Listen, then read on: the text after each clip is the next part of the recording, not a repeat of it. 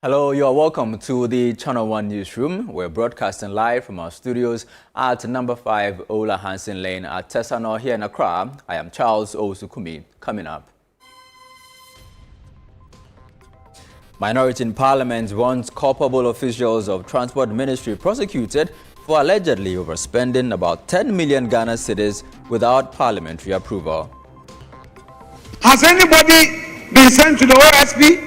They came here to talk about the PFM Act. Mr. Speaker, it is clear that many of you are likely to go to jail. From what I am seeing, Mr. Speaker, just year one alone, there must be a full inquiry into this matter. How they spent. Also coming up, Asante Tumfo said to the second calls on leaders of the two feuding factions in the Bawku chieftaincy dispute to begin preparing their supporters for a permanent peace as he concludes mediation. Several students of Kadjebi-Asato Senior High School collapsed as fire ravages boys' dormitory. Later, danger looms at Asqua in the Ashanti region as dilapidated Kaase bridge nears collapse.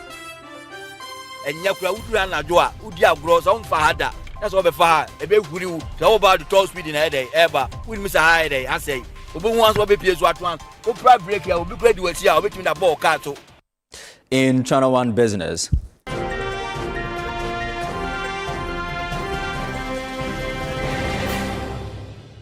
Finance experts cast doubt over sustainability of current approach to fiscal discipline.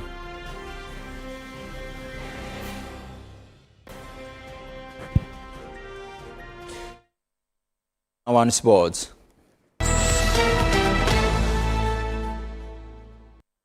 Ghana's Black Queens take on England in international friendly.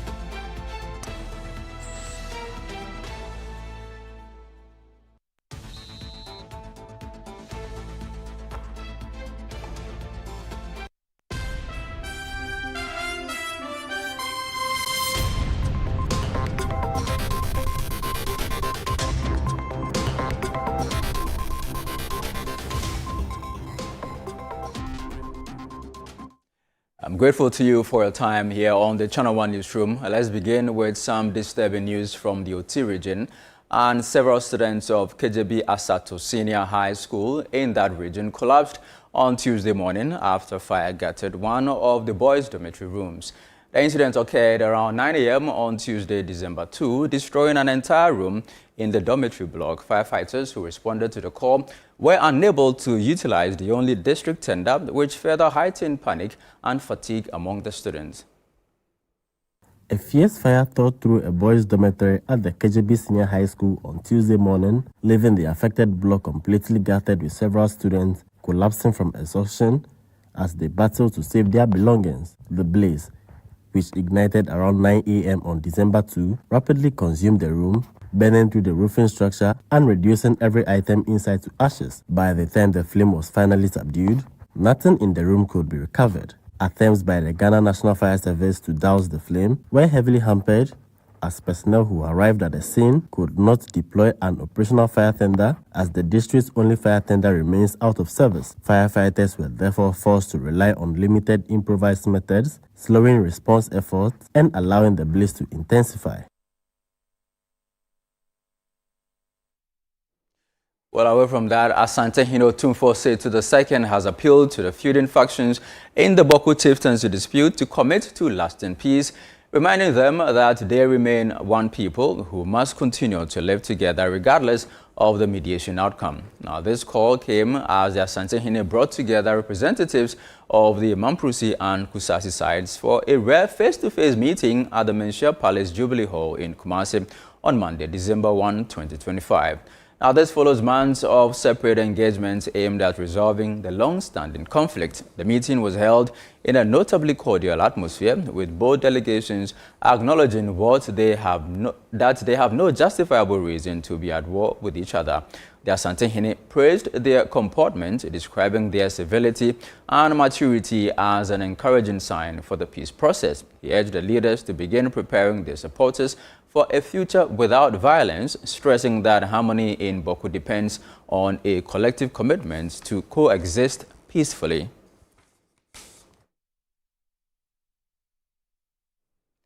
In some other news, in Parliament, the minority is demanding the immediate prosecution of officials at the Ministry of Transport for allegedly overspending about 10 million Ghana cedis from its 2025 budget without parliamentary approval. The caucus argues that although Parliament sanctioned 83 million cedis for the ministry's capital expenditure, the ministry overspent by 10 million cedis at 92 million cedis, a breach of the Public Financial Management Act. Now, contributing to the debates on the ministry's 2026 budget estimates, the minority insists the accountability is required and that heads must rule. Channel 1 News' Ni Ayekwe Okai reports. Parliament on Tuesday began the approval of budget estimates for various ministries for the year 2026. During the consideration of the 2026 budget estimates for the Ministry of Transport, the minority caucus raised concerns of overspending and called for a probe into the matter and a possible prosecution of persons found culpable. Has anybody been sent to the OSP? They came here to talk about the PFM Act. Mr. Speaker, it is clear that many of you are likely to go to jail. From what I am seeing, Mr. Speaker, just year one alone, there must be a full inquiry into this matter. How they spent in excess of almost 10 million cedis. Mr. Speaker, the minority is demanding inquiry into why they spent in excess. In May, I wrote to the Minister of Finance requesting for environment of the capers for the Ghana Maritime Authority to service their loan that they had acquired over 4 years ago. They are servicing that loan, and as a minister, I will not sit for them to default. So I had written, and we had spent within our budget. We didn't exceed the budget that was approved for us. The caucus also questioned delays by the government in constituting the Road Fund Board, which is contributing to the delay in the payment of road contractors. You should explain to us why the Road Fund Board has not been set up. Because you claim that that is the reason why you've not paid contractors. So all the money that are being released to that fund, what are you doing? Look, you don't come into government with this fanfare and say reset, and then you come into the chamber singing. It's not about the songs you sing. As we speak, this week will be the end of the validation of the road fund certificate. The projection is that before the end of this month, the allocation made to road fund under the 2025 budget will be disbursed to the road contractors. The caucus also criticized the government for presenting to the House what it describes as a lazily prepared budget due to the discrepancies of figures cited in the budget and the report of the Roads and Transport Committee. You launch big push. You say you made payment to contractors under big push in less than a month. Mr. Speaker, this can be nothing less than a very lazily prepared budget. You just putting out the numbers. You don't do any due diligence. You come to this parliament. You didn't scrutinize. You mean you didn't read your own budget? You are here talking about figures. Those figures, the reports emanated from the committee. The committee consists of members from this side and this side. So it can never be true that this budget and the report was not properly interrogated.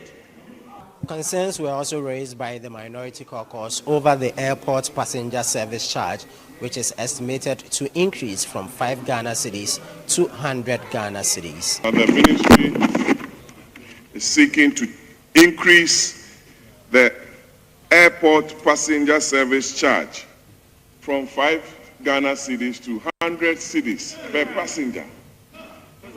The government is hiding this in the report. The committee is making recommendation to this House that we should consider to make some increases to the charges that since 2014 they've remained same. Domestic 5 cedis, international economy 100 Ghana, international business 150. Mr. Speaker, those are the charges we are taking. Reporting for Channel 1 News from Parliament, ni ayikwe okan.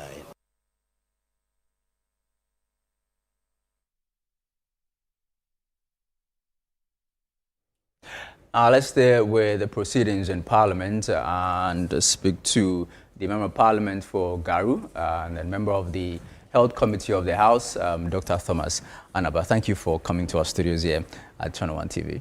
Thank you very much. Good evening to you and good evening to your cherished viewers and listeners. All right. I looked at the program for the Health Ministry. You're on the Health Committee.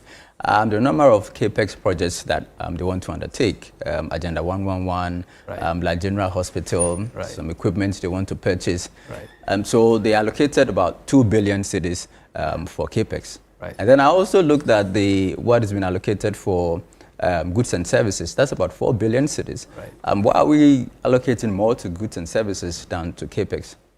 No, sure. You know, in the health sector, we spend more on buying consumables, equipment, and then the rest, other than putting up infrastructure. Okay. If you don't have so much new infrastructure, you don't put in equipment there. So therefore, it is right we invest more money in buying small equipments to retool the hospitals, other than putting too much in hospitals that may not complete within the year. So it is a planned thing.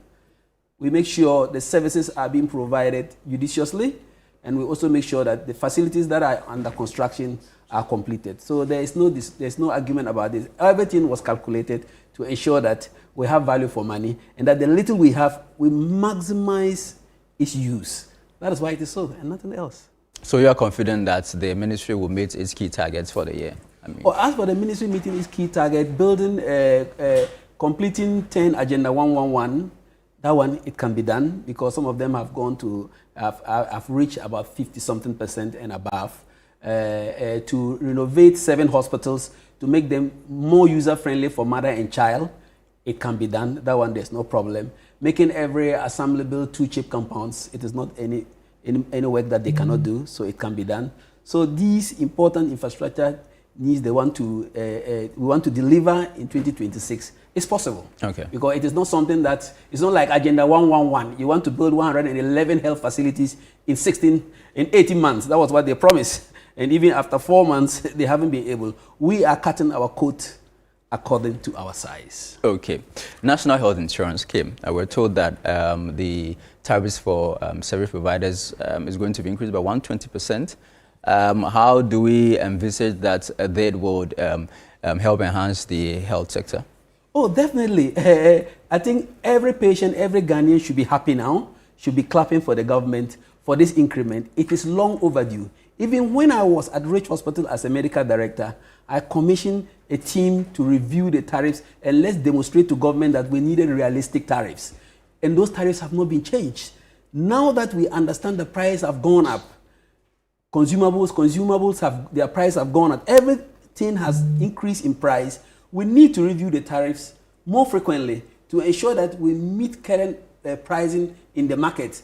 Or else, if the hospitals you pay them low tariffs, they'll be forced to get patients to do co-payment, or they'll be providing substandard service, or they will run short of money and have to fall back on government again. So now that government is paying every service provider within time, and has really understood the cry of service providers that, look, the tariffs you are giving us for appendicitis is below. The tariffs you are giving us for malaria is below. The tariffs you are giving us for a heart failure is below. And the government has sat down with them, done some accurate studies, and realized that the prices are really low. Okay. So let's work it out for new prices. They've sat down and they've done that, and they've come out with new tariffs. It is only prudent for government to implement it. Is this one of the reasons why the government uncapped the levy? The government uncapped the levy because the levy was really meant for health insurance. There's no need for you to cap it in the first place. Okay. And if they have uncapped it and there's more resources and there's a cry for increment of tariffs for several years now, it is just prudent for the government to work on the tariffs and increases. So good to go. Ghanaians should be happy because now hospitals will get money to manage things that they had no money to manage. they'll be able to provide more quality service, buy equipment for the hospitals, renovate their hospitals, make the environment very neat, and pay staff, especially the casual staff, so that they can give out their best. To me, this is one of the best things that has ever happened to the health sector. Increasing tariffs by 120%. It's too much. Now, medical data. Today, your colleague, the Deputy Minority Whip, raised the issue that he went to Kolebu and there were issues with his own data at the hospital. This issue with light wave and now LIMS. Yeah. What's the current state of our medical data? We signed on to a company to provide us a electronic medical recording system as far back as 2018. And he was supposed to make sure he hooks all the hospitals onto the platform before end of 2024. But this company has failed in doing that. Besides failing to do that, his hardwares and the data we had with him were not in Ghana. And when we tried to reach him to fulfill his part of the promise by completing it, he was very adamant. And besides that, we end users, myself, I was an end user, we had serious challenges with the software because you cannot plug in. Meaning that if you develop a new software, you can't link it to it. Okay. If you want to upgrade it to analyze the data to give you some results, you can't do it. And anytime there's a challenge, they have to go outside to India to get the software engineers work on it for us to get access to it. So not having access to it, not complying with the contract that we gave to you to comply before 31st of December 2024, and you fail to comply, and you are now being extended, and you are not also willing to sit with the minister and talk, willing to improve this, the software that we are using. It was only good for us to have our own software developed by ourselves in our own country, protected by our country, having our data in the country. Because our data outside can be sold to somebody else to analyze to know what Ghanaians are suffering from, which is illegal. Because the Data Protection Act does not permit national data to be out of our country in the first place. Okay. You can't allow a single man to be manipulating a software without recourse to the interest of the country. Because if he closes the software like he used to do, hospitals cannot run, and that is not good. So to me, it is good. We have to do away with it. Now, talk of the cancellation of contracts. There's also the matter of Zipline. Yeah. You have even called for government to abrogate that contract. Yeah. What are the reasons for asking government to cancel this contract?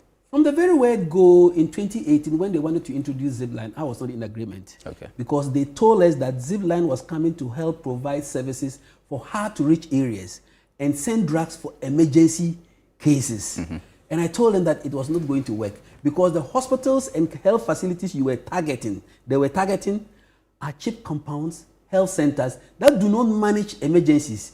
They scoop and run, the ambulance scoops and run to a hospital to manage. And they said that they were going to transfer blood to cheap compounds for transfusion. I said cheap compounds does not have the authority to transfuse blood. You need to go to a hospital for blood to be transfused. So I already kicked against it. And look, I think I'm vindicated because from the reports we have, Zipline has only provided 5% of all its services are considered emergency. 5%.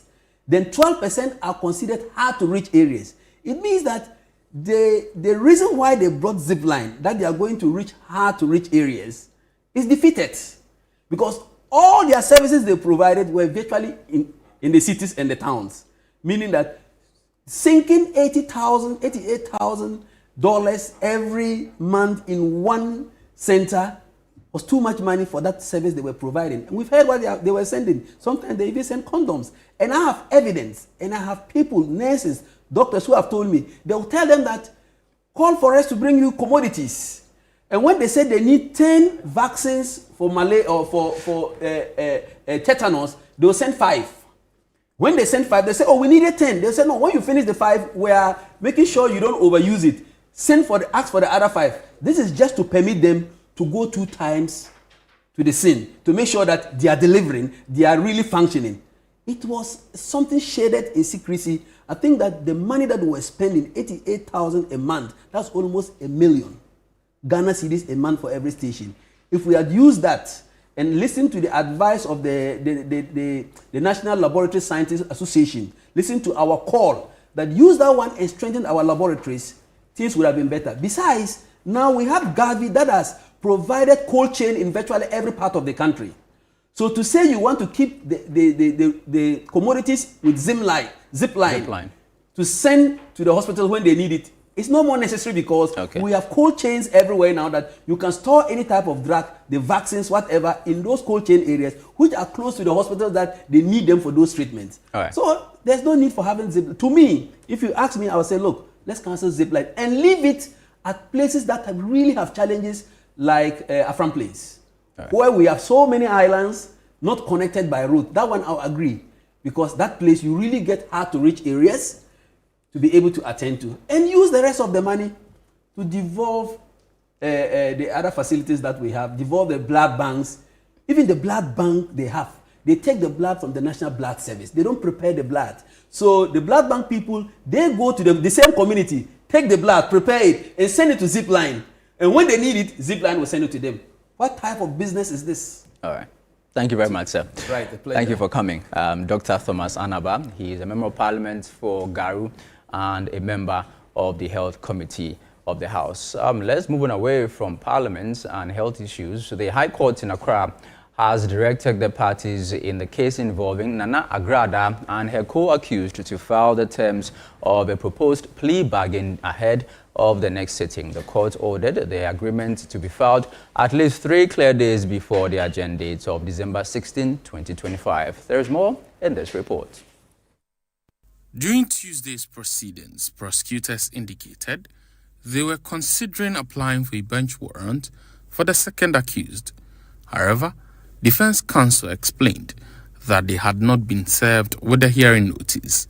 Counsel for Nana Agradaa informed the court that discussions with the Office of the Attorney General on a potential plea bargain were far advanced and requested a short adjournment. The prosecutor confirmed that the complainant, Emmanuel Appiah-Fomum, had been involved in the ongoing discussions and was present in court. The judge subsequently instructed the registry to ensure that the hearing notice is properly served on counsel for the second accused before the next court date. The case arises from allegations that Nana Agradaa, a former fetish priestess turned evangelist, broadcast nude images of Pastor Emmanuel Appiah-Fomum on her TV station and social media platforms without his consent.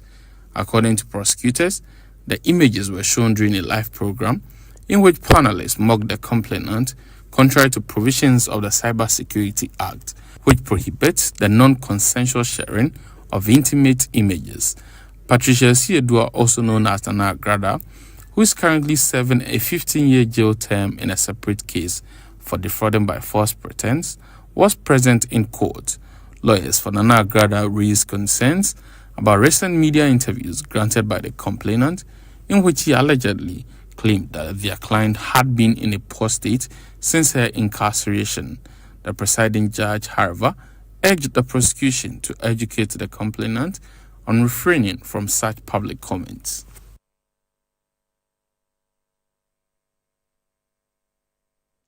You're still watching the Channel 1 Newsroom on Channel 1 TV. Still ahead. Financial expert casts doubt over sustainability of current approach to fiscal discipline. We have details in a bit. Please don't go away.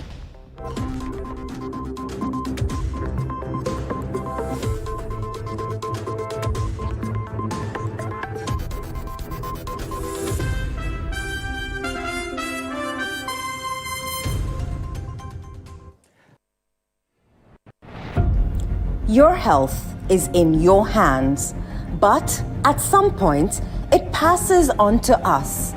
At Mintuba Hospital and Coloproctology Center, we believe that quality healthcare isn't a privilege, it's a right. Equipped with cutting-edge technology, we are fully prepared to effectively deal with all colorectal and proctological conditions. Our team of highly skilled doctors, surgeons, and nurses are renowned for their expertise in minimally invasive and painless laser, ligature, and longoproctological surgery. We are committed to providing a wide range of services to meet the diverse needs of our patients. Mintuba Hospital. Your health is our priority. Visit Mintuba Hospital today or call us at 0244 581 541 or 0271 054 204. Mintuba Hospital, in to serve a peculiar health need. Rooted in heritage. Shaped by ambition. Defined by style. Inspired by soul. This is Afro Quality, the first multi-country concept store for African brands. Now in Nairobi, Kigali, and Accra.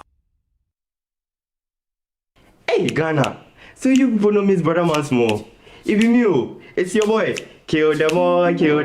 But this time, I'm not only killing mosquitoes, I am killing the grades. See? This wouldn't have been possible if I didn't have the perfect mosquito-free atmosphere. Thank you, Out Insecticide. And yeah, Out Mosquito Coil. For a mosquito-free atmosphere, trust Out to... You are not serious. Out Insecticide. So ya boa, faha. Papa no no, papa no no, papa no no, papa no no, no, papa no no, Kaase. Polytank is everywhere, durable and authentic. Stronger brand you can trust. Polytank, we get sumo, Rambo, and get sumo super. And the Poly challenge we did. Polytank, papa no Kaase.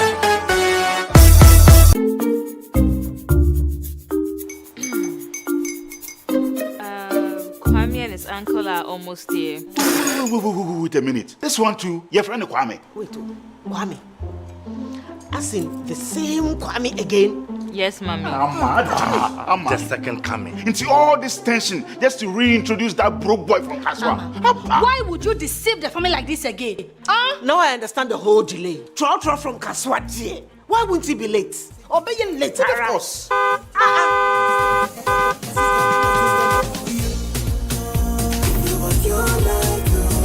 Star 712 hash, star 712 hash. Yeah, you go be the luckiest. Copy from Kadjebi luckiest. From not the block, she be luckiest. Me and you go be luckiest. No matter why you're lucky, everybody go be that luckiest. That's Kwame! Send your God the apple boom. If you put it to here, so would the coming of the Son of Man be. Hey. Is that his car? Dial star 712 hash. Choose your ticket. Enter your lucky number. Follow the prompts and let destiny handle the rest. This promotion is regulated by the NLA on the Caritas platform.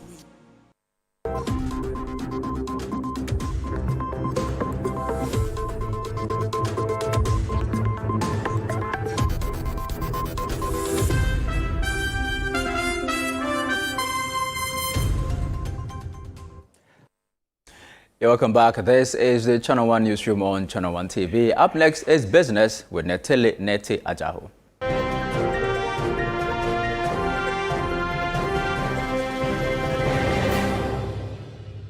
Channel 1 Business is brought to you by MTN and EcoBank.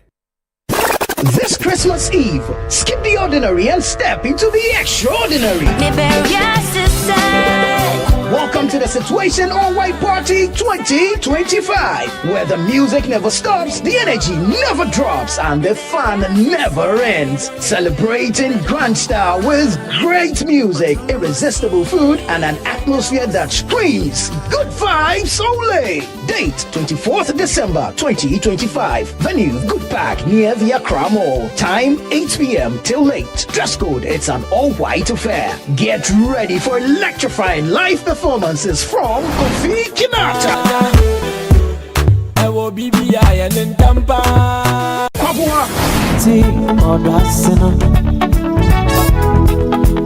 Perez Music.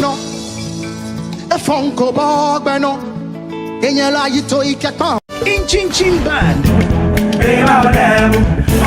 and DJ Mingle.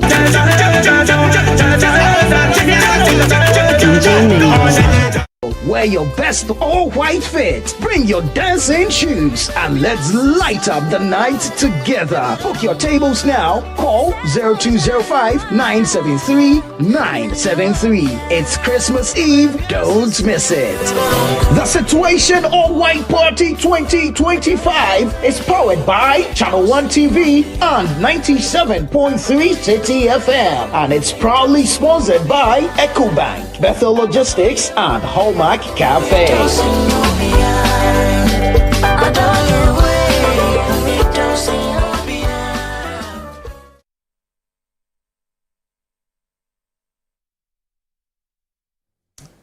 Elena Tele, good to see you. Good to see you too, Charles. Welcome. What do you have for us? Some economic watchers are calling on government to rethink its fiscal discipline strategy because in the long term, it's going to affect the economy. All right. Let's get straight to our stories. And Ghana's current approach to fiscal discipline, achieved largely through severe spending cuts, may be difficult to sustain. According to Managing Partner of Emerging Markets Advisory, Dr. Abudu Abdul-Ganiyu, while government has delivered impressive macroeconomic gains in its first year, those achievements rest on fragile foundations that could crack without careful management. This report has more details. Reacting to the presentation of the 2026 budget in its report titled Walking the Tightrope, Ghana's 2026 budget between good vibes and hard realities, Dr. Abdul-Ganiyu noted that allocations to goods and services remain critically low. That remains a challenge. So if you look at the goods and services budget for 2025, at the time the budget was presented, it was around 0.3%. It could go up perhaps to 0.4 by the end of the year. That is very, very low. And what has been projected for 2026 is 0.8%. And this too will be the lowest since 2018. So that tells that the machinery that would drive all of these ambitious policies and programs that government brings to the 2026 budget is not well oiled. He also flagged the looming debt repayment cliff, describing the 50.3 billion Ghana cedis due in 2027 as a fiscal time bomb, alongside 20 billion Ghana cedis in 2026 and 45.8 billion in 2028. We're looking at what will be due from 2026 all the way to 2028. Those are quite significant maturing bond figures that government has to repay. And then you also look at the domestic side, some 137 billion Ghana cedis is still being rolled over, in terms of the T-bills. And then 71 billion is what government anticipates for financing in the 2026 budget. All of these figures are quite huge. And if government does not make the necessary provision in taking care of some of these debts, that could be a critical problem. Now, Ghanaian businesses must continuously reassess their medium to long-term strategies to stay competitive in a rapidly changing global environment as technology disruption, cybersecurity risk, ESG pressures, and shifting market conditions reshape corporate decision-making. This according to global professional services firm EY Ghana. Here is more. Speaking to Channel 1 Business at EY's 25th anniversary cocktail gala in Accra, Mr. Adekalo said the corporate landscape has entered a period where resilience and agility play a critical role in how firms compete. At the moment, a lot of businesses are looking at strategy. I think the second thing that is important for businesses is the impact of ESG. Environmental, social, and governance issues.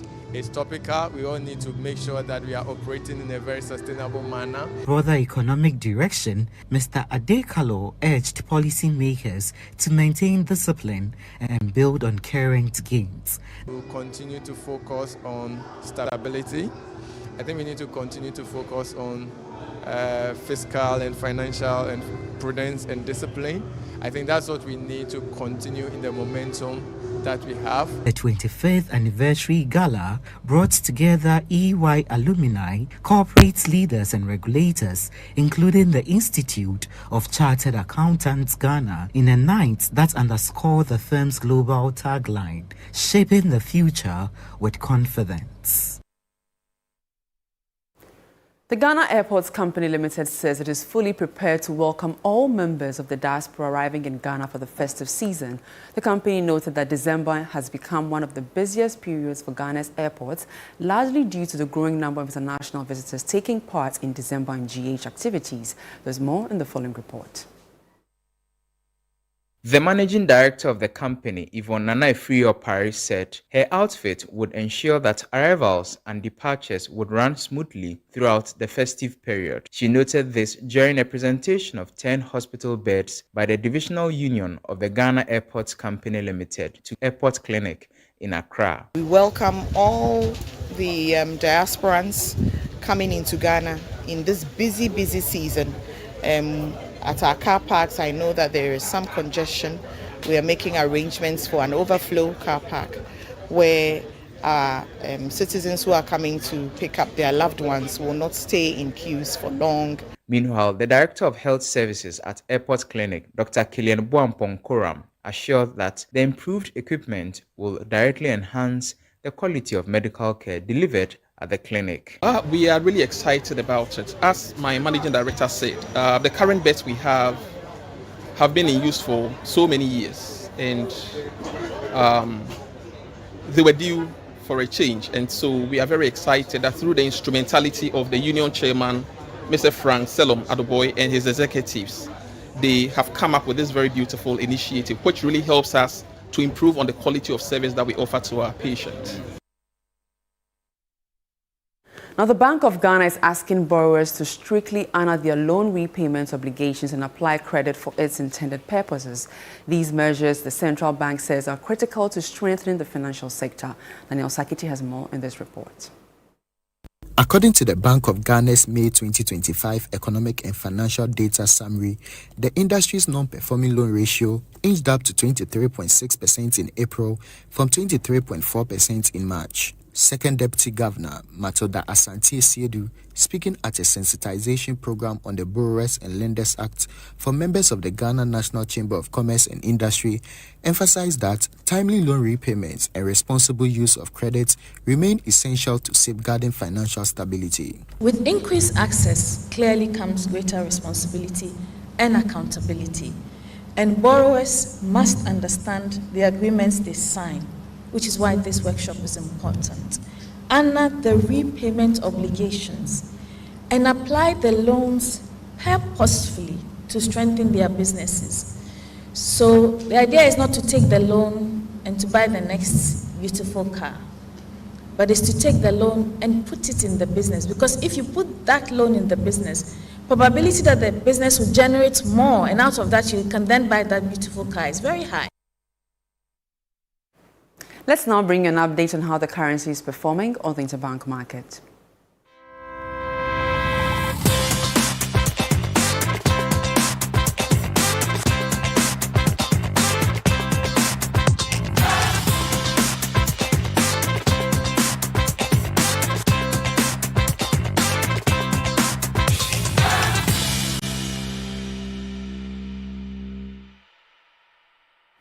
And that's all for business. I am Netili Neti Ajaho. Back to you, Charles. Thank you very much, Netili. Now, here's some news that's just coming. Electricity and water bills are set to rise beginning January 1, 2026, as the Public Utilities Regulatory Commission announces significant tariff adjustments. A 9.86% increase in electricity tariffs and a 15.92% rise in water tariffs covering the next 5 years. The Public Utilities Regulatory Commission says the new tariffs follow a major review of utility costs under its multi-year tariff order for the period 2026 to 2030. This review, conducted every 3 to 5 years, examines both capital and operational expenses to ensure that utilities can meet growing investment demands while remaining financially viable. The last major review was completed in September 2022, and the Commission says this latest adjustment reflects current economic conditions, the needs of service providers and the realities faced by consumers and industries. According to the PURC, the decision was influenced by extensive consultations, regional public hearings and investment sessions held with the various utility companies.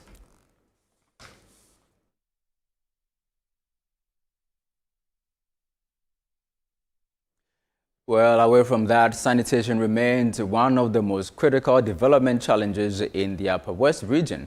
Communities continue to grapple with inadequate waste management systems, limited infrastructure, and increasing human activities that generate more refuse than local assemblies can manage. The situation is most acute in the Wa municipality, the region's fastest growing urban hub, which attracts students, traders, workers, and migrants from neighboring districts, placing immense strain on its already stretched sanitation infrastructure. There is more in the following report by Martina Masonu Zabok. In communities such as Kambale, Doble, Konta, and Sekwayuri, the situation is strikingly similar. Refuse containers left overflowing for days, gutters clogged with plastic waste, and piles of rubbish dumped at night along roadsides and into waterways. Residents say the deteriorating sanitation conditions are now part of their daily reality, with consequences they feel immediately and personally. Frankly speaking, the refuse is really worrying because there are children around who always comes around thinking they can play with it, but it's something very harmful.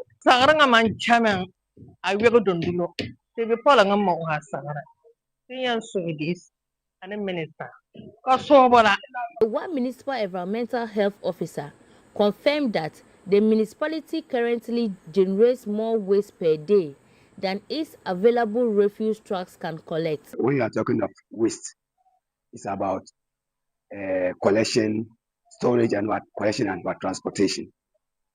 When we come to the storage facility, we actually have a deficit in terms of storage facility. Rapid urban expansion, a growing student population from tertiary institutions, and increasing commercial activities have all intensified pressure on sanitation systems that have not grown accordingly.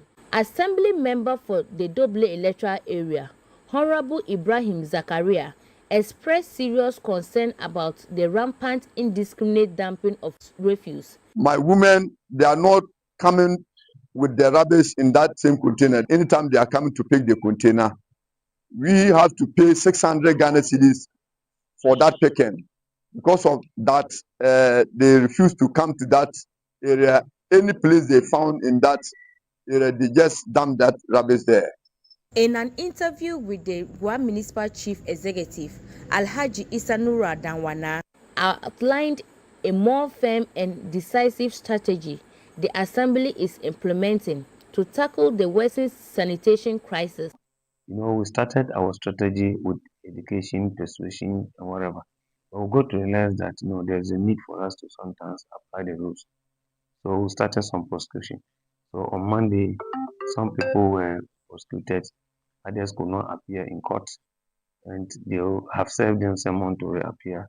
Reporting for Channel 1 News, I'm Masono Martina. Wa.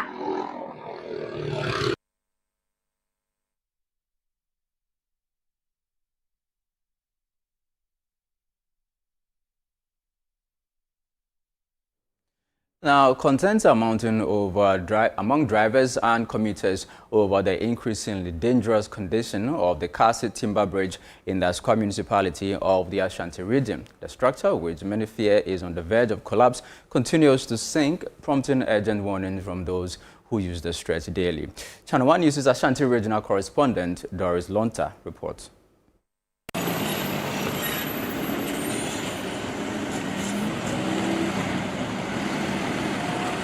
Originally constructed as a research and development project, the bridge was built over the Subin River using secondary timber species and green cement. It was developed by the Building and Road Research Institute, BRI, under the Council for Scientific and Industrial Research, CSIR, in collaboration with university researchers to demonstrate the viability of local timber for bridge construction.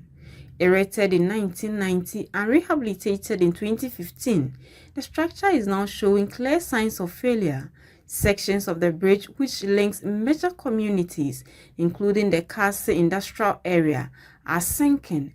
The timber components are weakening, and fears among road users continue to heighten. Drivers and motorists are therefore calling on authorities to take urgent action to avert what they describe as an impending disaster. Sources at the Ashanti Regional Urban Roads Department indicate that significant steps have been taken with the Building and Road Research Institute (BRI) toward rehabilitating the bridge.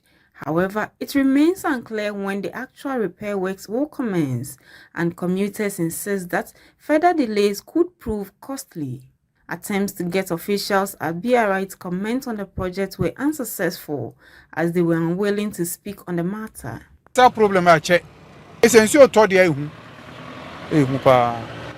Into more than your mind. And Yakura Udra Joa, Udia grows on Fahada. That's all before a big wheel, so about the tall speed in a day, ever, with Mr. Hyde, I say. Obu once will be pierced what one. O pride break here will be great to see how between the ball car to. I say, Waka, yes, Ramonio will be my wife. A crunch develop on no one in my Niadiano, and my United Nessenken. But as you see, bridge and a sinking, Ayana, more Fasayana Musra. Ah, no, you saw come up with now interview. Just see it's true, but a man won't go so many years and they do a moment to a moment. The worsening condition of the bridge has raised widespread concern, with commuters and drivers calling for urgent repairs to avert potential collapse and disaster. Reporting for Channel 1 News, I'm Doris Lonta, Ashanti Region. This is still the Channel 1 newsroom here on Channel 1 TV. Still ahead. Ghana's Black Queens take on England in an international friendly.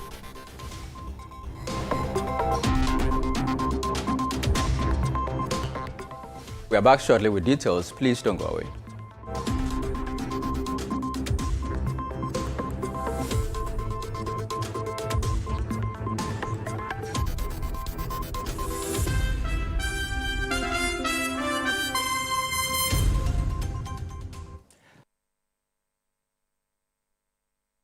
You people know Miss Brother Man small. If you it's your boy. Kill them all. But this time, I'm not only killing mosquitoes, I am killing the grades. See? This wouldn't have been possible if I didn't have the perfect mosquito-free atmosphere. Thank you, Out Insecticide. And yeah, Out Mosquito Coil. For a mosquito-free atmosphere, trust Out to... You are not serious. Out Insecticide. So ya bois, faha. Christmas, my favorite time of the year. This festive season, Volta Serene Hotel invites you to experience the magic of Christmas and New Year like never before. From 20th of December to the 1st of January, step into a world of joy, music, laughter, and celebration. We begin on the 20th with a soulful carols night, filling the air with warmth and melody. Then, on 23rd and 24th of December, arrive in style as we welcome you with fresh coconut and local treats. Christmas Day brings pure delight, exciting moments for kids, relaxing escape for adults, and an elegant all-white dinner under the stars, crowned with a spectacular fireworks display. On Boxing Day, embrace culture and rhythm, from picnics and traditional dance to an unforgettable high life and old school night. As the week unfolds, enjoy movie night, live music, karaoke, and endless fun, until we welcome 2026 with a breathtaking fireworks show on New Year's Eve. Special Christmas packages starting from 4,050 for individuals, 5,250 for couples, and 8,900 Ghana cedis for a family of 4 for 2 nights. Call or WhatsApp 0541 539 867 or 0362 025 243 to book your experience today. Volta Serene Hotel. Feel the serene touch. Papa no no, papa no no, papa no no, papa no no, no, papa no no, Kaase. Polytank is everywhere, durable and authentic. Stronger brand you can trust. Polytank, we get some more Rambo and get some more super. And Papa no ankasa.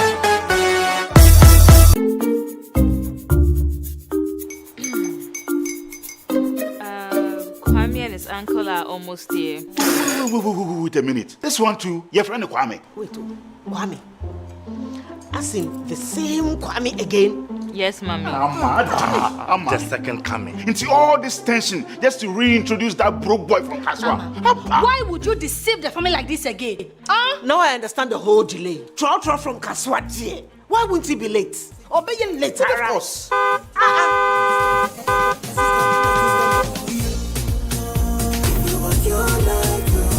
Star 712 hash, star 712 hash. You go be the luckiest. Coffee from Georgia be luckiest. From not the cause she be luckiest. Yeah, you go be luckiest.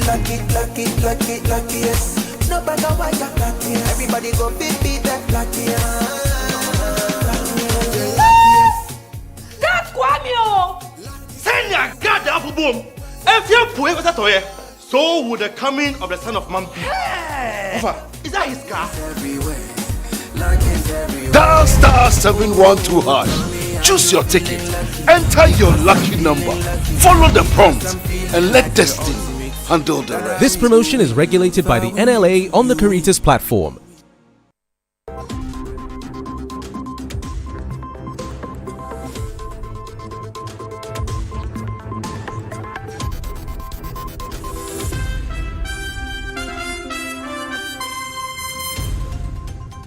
Thank you for staying with the Channel 1 Newsroom here on Channel 1 TV. Next is sports with Yahweh Minta.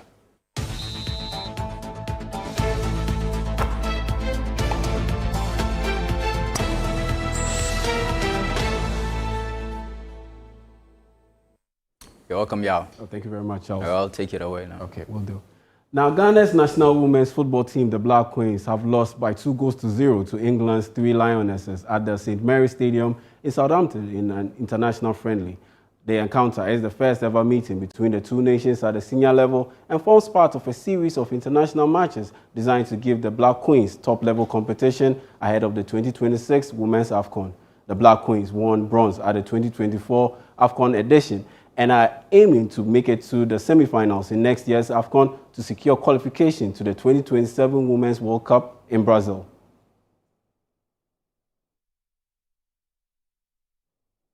Now, Liverpool manager Arne Slot has praised Mohamed Salah for conducting himself professionally after the Egyptians' shock omission from Liverpool's starting unit in the Reds' 2-0 win over West Ham United. It was the first time since April 2024 that Salah wasn't named the starter for Liverpool in an English Premier League fixture. Slot also provided an update on the Egyptians' involvement in the 2025 AFCON with Egypt later this month. No, that's a fair assumption, and that's a normal reaction from a player that's good enough to play for us.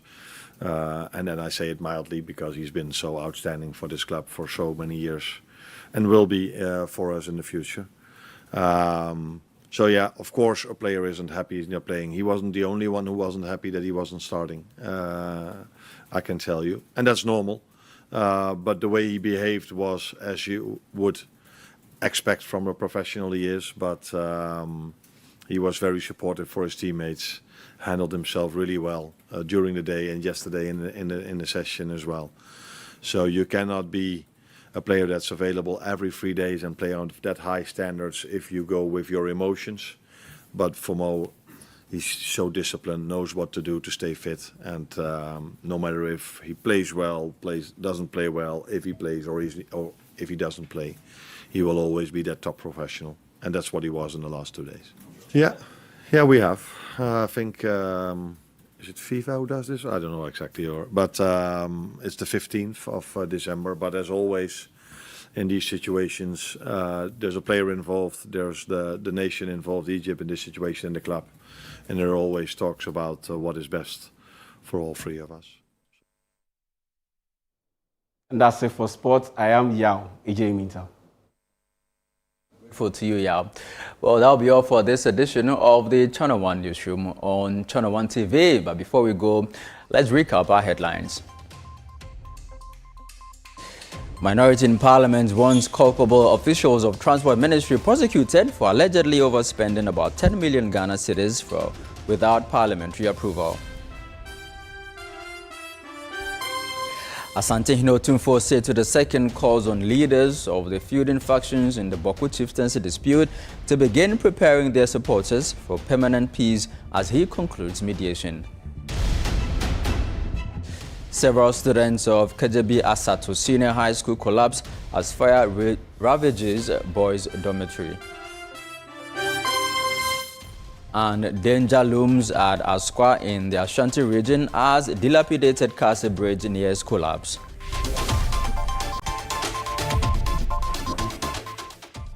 Do visit our website channel1newsonline.com for more information on our top stories and more.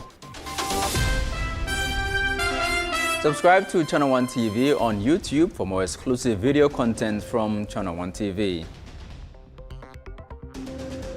Download the Channel 1 TV app on the Google Play Store. I am Charles Osukumi. Many thanks to you for watching.